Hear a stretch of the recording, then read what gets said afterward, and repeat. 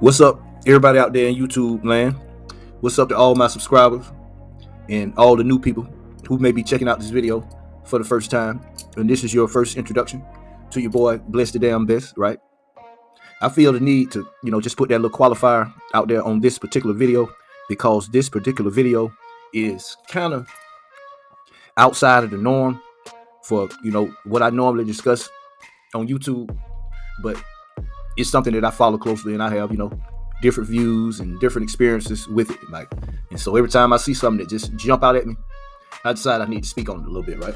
So right now we are on, I guess you could say, the tail end of a pandemic where people not really paying that much attention to COVID anymore. I was out yesterday at a restaurant and I looked around. I noticed that it's mainly older black females. They ain't going out bad. They still masked up everywhere they go and all that. And, I guess that's all right if that's what they want to do. I never, bought totally into COVID. Like I would wear a mask in obvious situation where it's like around the crowd, or I wouldn't even go around the crowd, but just like regular everyday activities, like wearing a mask for the whole day. I don't think I've ever done that once. And I had a couple of scares in the house. My youngest son caught COVID. My wife caught it twice. Neither one of them was real sick. My wife had like a cough for maybe a week, and every time I tested negative, and I was right in the house. One night I had like some night sweats, but nothing that I would even pay attention to if it was just normal circumstance. But I'm saying all that to say this, right? Before COVID came out, I saw this segment on news, and they was talking about Bill Gates and some more rich philanthropists. They got together and they was trying to come up with a contingency plan for what could happen as far as infectious disease. And they produced this video, like a fictional scenario about how it could go down and what they would do about it, right? And the scenario that they laid out in this fictional film was very, very similar to what actually happened with COVID. So boom, I like to be right and exact. So I don't know the exact year it was when they released that. I just know it was before COVID. They released it and then it ended up happening. So fast forward to today. Today is January 2nd, 2023. Ladies and gentlemen, they have just released another video telling what could happen and like laying out the scenario for the next pandemic, right? All of this is fishy, but I'm sharing this with the family because I ain't really on no conspiracy shit like that. But just take note of this. I'm gonna stop it right here. But I ain't gonna talk y'all to death. Just check it out. This is crazy. So this whole scenario is supposedly a fictional scenario, and you got these people on like a podcast or a newscast, and they're watching the video and discussing it. So check it out.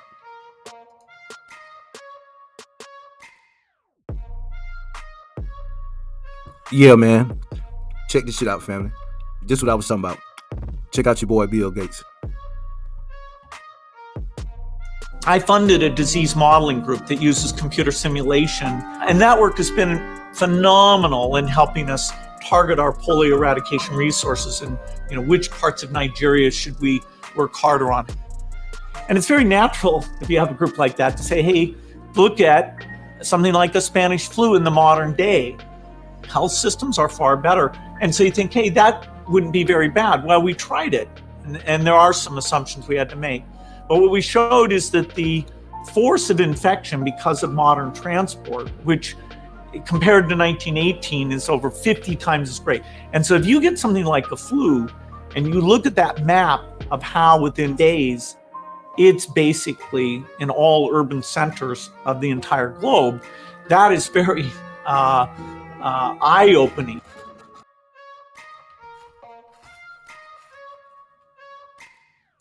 Let's talk about Bill Gates and the next pandemic. Bill Gates and the World Health Organization have announced when we will see the next pandemic, and they have a date for us.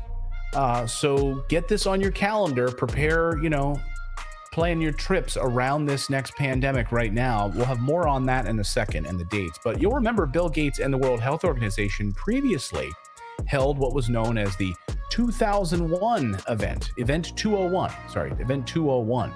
And it was about the Event 201 exercise. It was a simulation involving a coordinated global response to a coronavirus that they held in a simulation just months before COVID-19 was declared a global pandemic.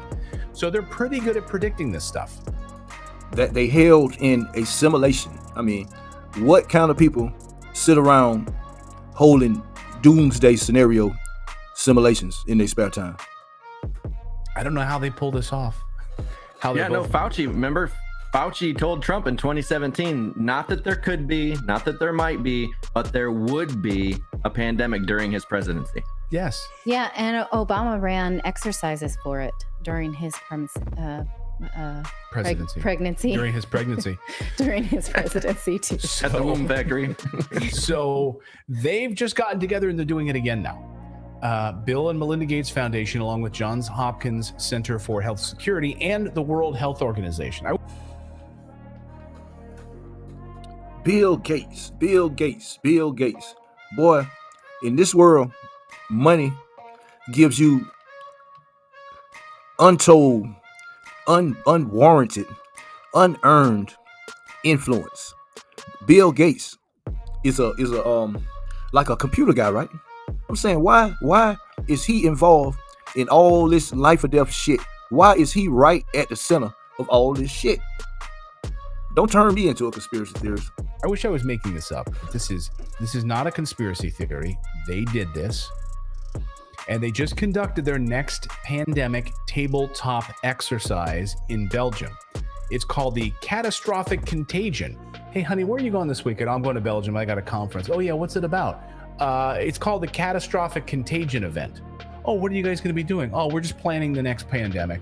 Just getting everything ready. Getting everything ready and locked up, and the new virus and vaccines. We'll have vaccines ready to go because that's how we do this. We plan it, and then we, of course, have the vaccines ready to go.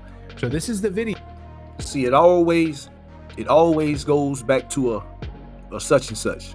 Man, this video probably has no chance of clearing through the filter when I try to upload it. I think I'm gonna have to try to go back through and put some bleeps over them trigger words, man, because this shit is crazy, y'all. Check it out. Video that Bill Gates put together along with the team, complete with simulated news reports like this. This is really what they're preparing for us. This video is called Get Ready. Watch. At this point, all news reports are scripted news reports. Catastrophic. I meant to say simulated news reports. Contagion of global challenge. Breaking news. Two Latin American countries alerted the WHO of several outbreaks of a new infectious disease that's mysteriously appearing across the region. Severe epidemic enterovirus respiratory syndrome 2025. Oh, so that's the name, guys. Just write this down. That'll be the name of it, okay? It's gonna SEERS. It's going to be called the Severe Epidemic Enterovirus Respiratory Syndrome, and 2025 is when we'll see it. Okay. Now it says at the bottom this is a fictional scenario, but come on. Past 6 weeks alone, there have been 500 confirmed or suspected cases reported. The virus could cause a severe pandemic if early containment and mitigation efforts are not successful. The pandemic in this type of situation and trend would be a risk for the global health security. Pandemics are inherently political, financial. 2 black faces in a row early. Interesting. And so much broader. We have not spoken on the leadership in country. And I think that we need to be also very careful. We cannot decide a lot of things without the leaders be involved and agree on that. Oh, really? That's an interesting point that she's making. Oh, instead of unelected globalists making decisions, she's saying, wait a minute, we need to have our leaders involved in this discussion. Wait, so the white guy was the dissenter, like right. the one we're supposed to say, oh yeah, he's a naysayer, we don't agree with him. And of course, use his natural built-in to the skin influence over the black people. That matter of fact, the clearly African blacks. Wow, what a polarity. And Right. she shuts him down. She shuts him down. Okay. Exactly. Yeah, go ahead. There is no substitute for national leadership. It's important to support the local response of the national. And just in case y'all ain't catch that, what they pushing for is for people just appointed by basically they wallet to make these big life and death decisions about this fictional scenario. And the African guys like, what? No. The leaders that the people elect should be the ones that make these decisions so they can be held accountable. And the white people on the panel is shouting that down in favor of Bill and Melinda Gates being in charge. The response?